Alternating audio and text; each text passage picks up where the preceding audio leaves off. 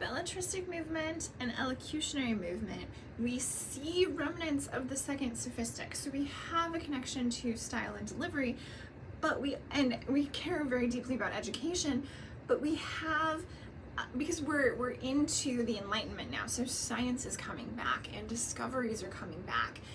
We, as theorists, especially rhetorical theorists, now care about how knowledge is made.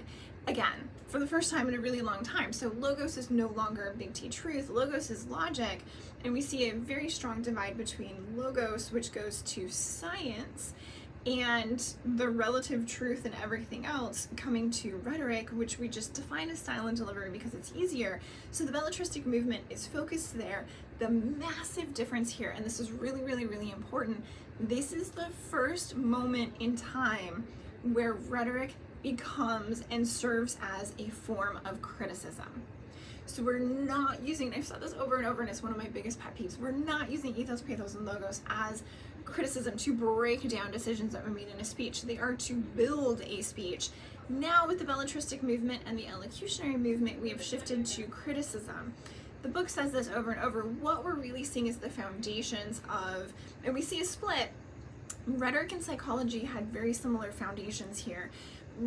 Rhetoric goes the more humanities route, and social science, psychology starts to become a thing and a little bit closer to the sciences for a really long time period. So with this style and delivery and the humanities, we're looking more at literary criticism. What are the choices that are being made? What are the elements of the human experience that are being captured and shared in novels and in works and in letters? I mean, just everyday letters. And how are those communicative? And what are the variations in communicative devices? So now we're really heavily into rhetoric. Again, we're using style and delivery, but we're starting to look at language. This is the foundation of linguistics. So we're starting linguistics. Next, we're going to see brain science come in there too. So then we see the connection between rhetoric and linguistics and brain science. And psychology and rhetoric kind of weave back and forth for a very, very long period of time. I would say there's still today a lot of really huge overlaps between the two fields, because we're really looking at what is culture and how do I think through culture and what does that look like and which pieces are me and where's that divide? Where's my identity? How does my identity exist within that? How do I negotiate my identity as a member of a specific situation? How does epistemology help me with that? But how also do style and delivery help me with that? And so that's where the belletristic movement and the elocutionary movement are focused on those. The massive difference between the two, and it's not a really huge one, but it is one that they point out. One has style and delivery, one's more delivery.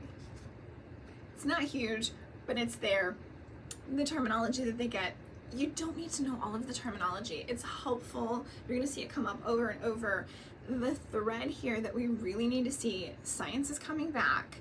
Rhetoric is being divided against the sciences and logic is moving towards the sciences, and so style and delivery become the focal point of rhetoric, but style and delivery still connects to epistemology. We still think that through conversations about style and delivery, education about style and delivery, we can form knowledge, and we can form knowledge about knowledge, epistemology.